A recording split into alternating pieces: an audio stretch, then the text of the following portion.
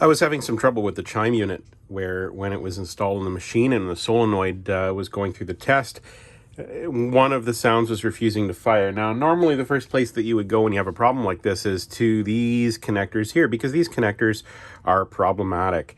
They corrode over time, they've been inserted and reinserted, so the plating just disappears off of them.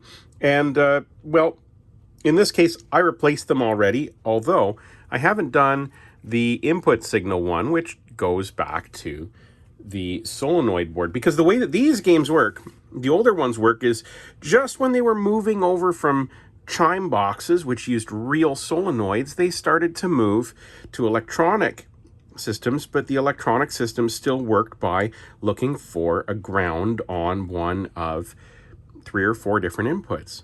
So this is basically an electronic chime box. It could be inserted directly into a game that was intended to be used with effectively a doorbell.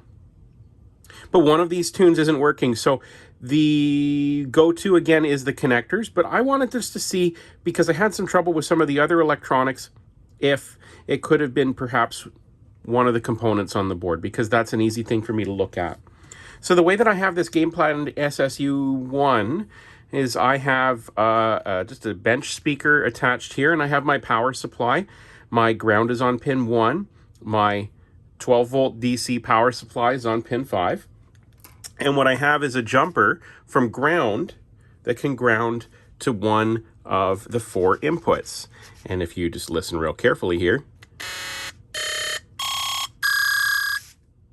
all of my chimes are working. So the chime board is fine. I got to start replacing some connectors. See you in a bit.